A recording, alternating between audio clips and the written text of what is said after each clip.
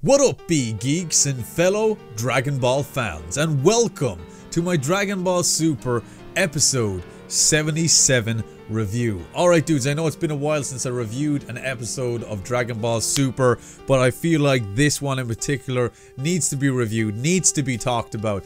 If you guys know, yesterday I uploaded a video which was the introduction to this new arc, the Universal Survival arc, my reaction to it, my breakdown and my review analysis of it.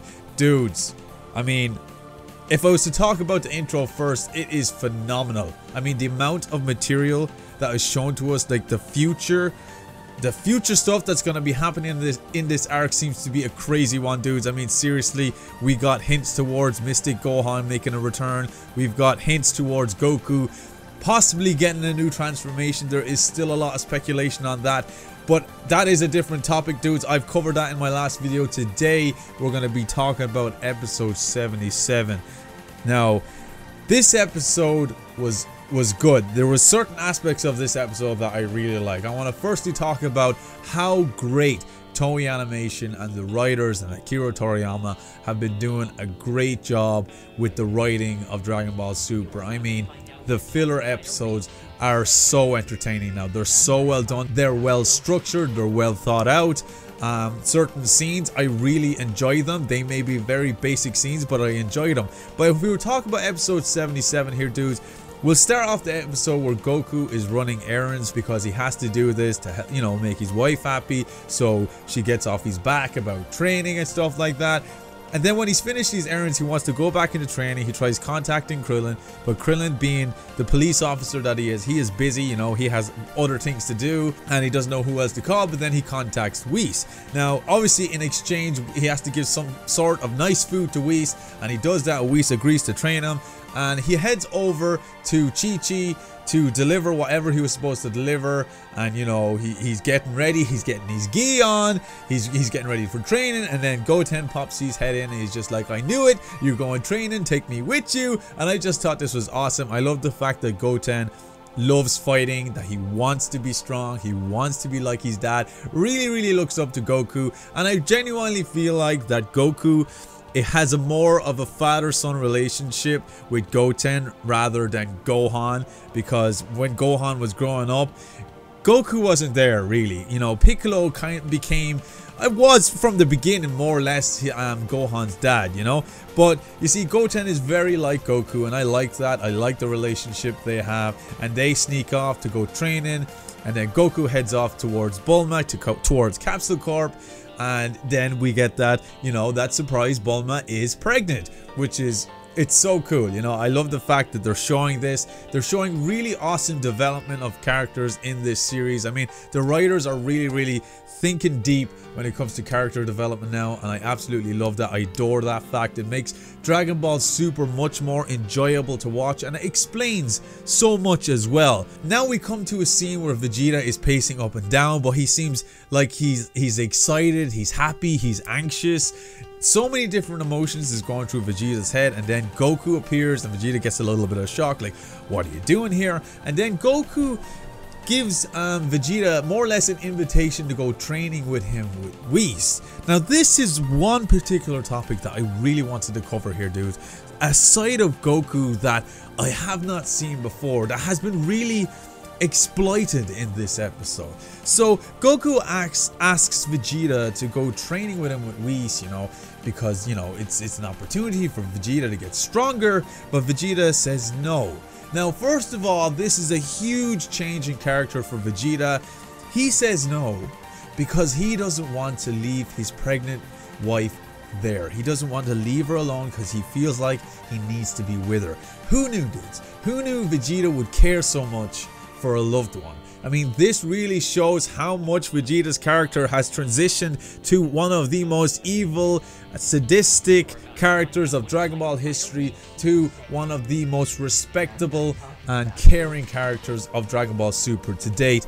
And you see, Goku is completely shocked by that himself, and he's just kind of like, you know, what difference does it make that Bulma is pregnant? Like, Goku can't seem to understand the importance of being there for a loved one in a situation like this. And, you know, he even makes a joke like, I was dead when Goten was born.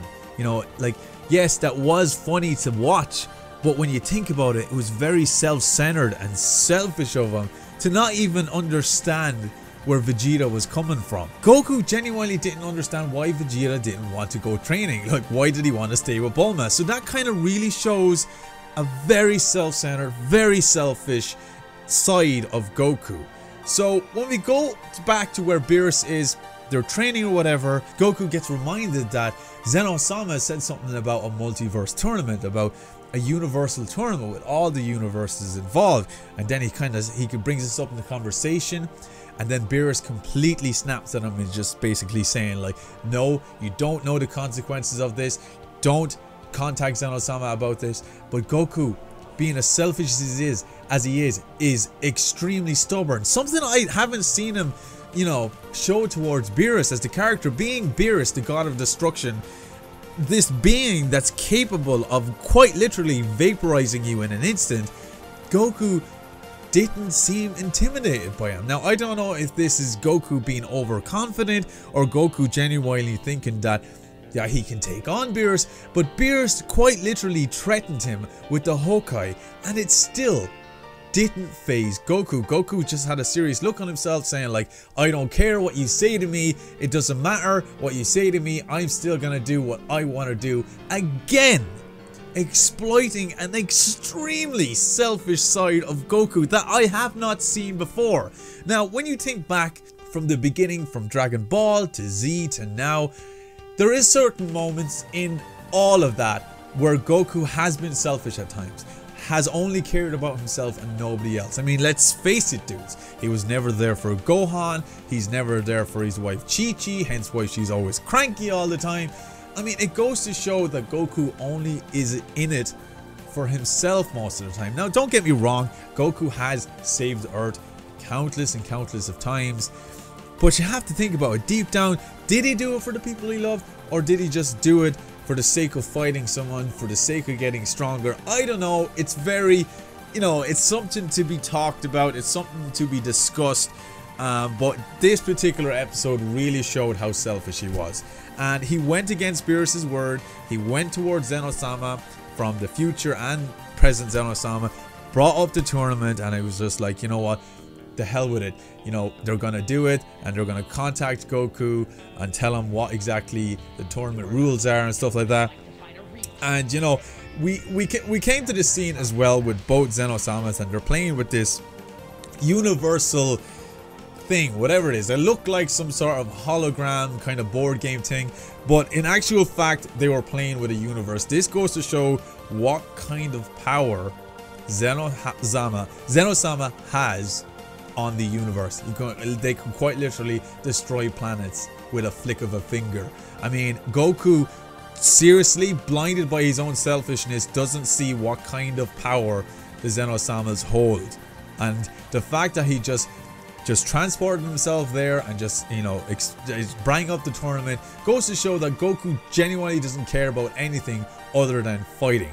And you know, it just took me by surprise. I couldn't believe it. Honestly, I couldn't believe this side of Goku.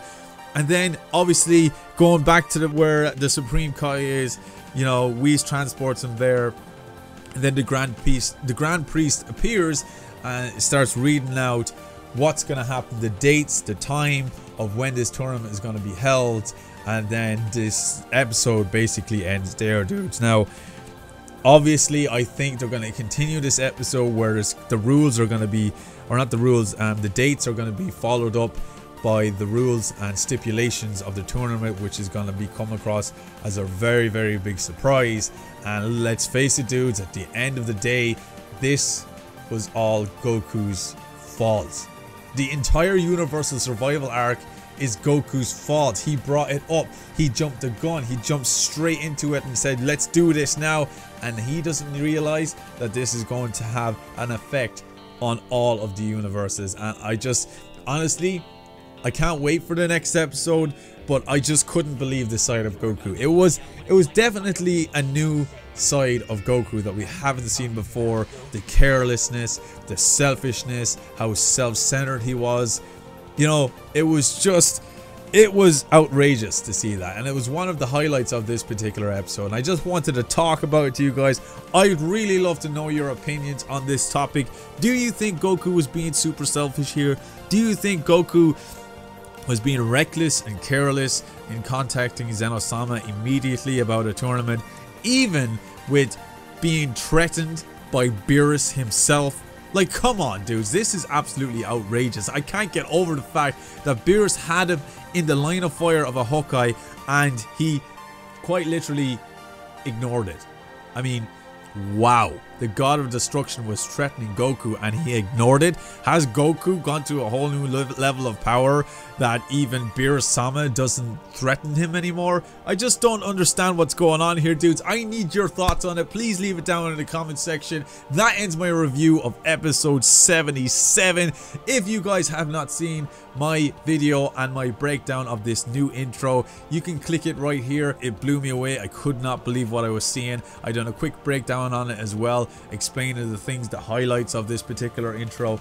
I hope you guys enjoyed that, and I hope you guys enjoyed this review as well. If you are new here and want to join me for more reviews, more reactions and stuff, it's very simple what you need to do, dudes, and that's just sting that subscribe button right there, and it will bring you to my channel. You'll be a part of the BG community, and we can do this on a weekly basis. But anyway, dudes, that does end my review, and as always, stay geeky, stay cool, be awesome, and be happy, and I'll see you dudes in my next video.